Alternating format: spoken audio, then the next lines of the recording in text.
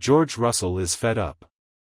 The railroad industry is defying the robber baron's wishes for the first time in the Gilded Age. George's personal life is also complicated because he still feels guilty for betraying Gladys's promise that they would marry for love. Even his wife Bertha, who won the latter battle, was unable to share in the glory. There are still titillating reports about the Russells being leaked to the newspapers by one of their employees. It will be a huge coup for the tabloids if word gets out that Bertha and George are becoming more and more estranged. Gladys is acclimating to life as a duchess in England in the meantime. However, Lady Sarah, Hector's sister, continues to act as though she controls the Sidmouth castle. Fortunately, Larry eventually pops the question to Marian, so not all of the Russells are suffering in love. Additionally, he encounters a blast from Oscar's past in an unexpected place. Peggy also experiences an uncomfortable run-in with a past romantic interest. The Gilded Age gossip machine is flourishing in Newport as a result of Mrs. Astor's attempt to divert attention from her daughter's scandal by using Aurora Fane as a scapegoat. Gladys is astounded by the size of the Sidmouth estate, and Hector's predicament is summed up as rich in land but poor in money. Gladys receives a hearty welcome from the Duke's tenants, but Lady Sarah humiliates her repeatedly.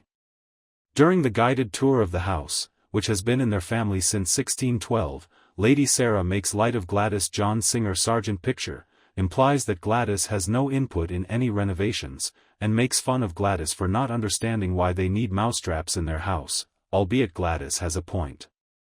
At Gladys's first dinner with Hector and his pals, things worsen.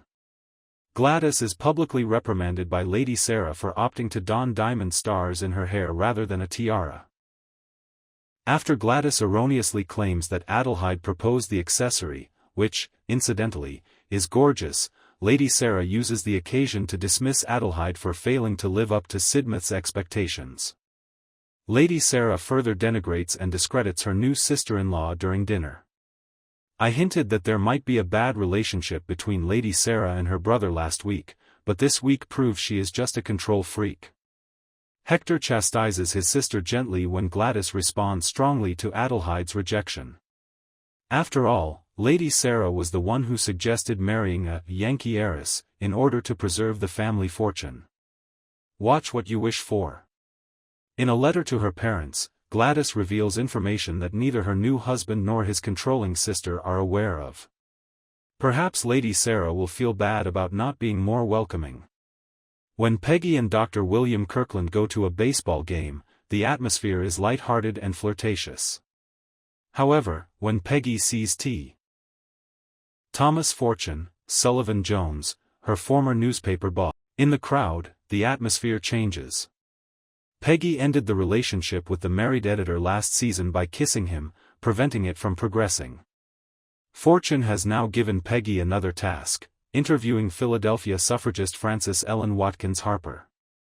Even though their tension is rising, this is too good of an opportunity to miss. Marian worries that Fortune has returned to the scene, though. The chat is full of half-sentences, double meanings, and raised eyebrows as Peggy makes sure she knows what she is doing in front of Agnes, who is not aware of Peggy's previous affair. Agnes thinks it's a great career chance and doesn't understand Marian's cautious approach, but Marian and Peggy both know exactly what the other is thinking. Marian has good reason to be concerned. Peggy is taken to the train station by William. Fortune is waiting for her when they arrive. Although it was not agreed upon, he wishes to go with Peggy on the task. Peggy states that she will only go if she is able to travel by herself. During the exchange, Fortune pushes William to assert his authority, acting like an entitled jerk. At last, a bashful Fortune consents to Peggy going alone.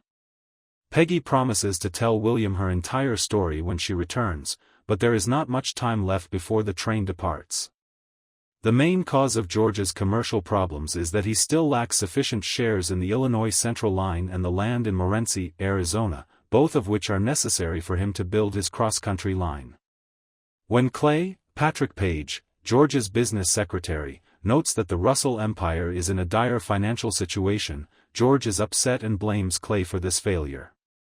Clay is fired by George for failing to accomplish the impossible, and most likely for responding as well. Using a different strategy, George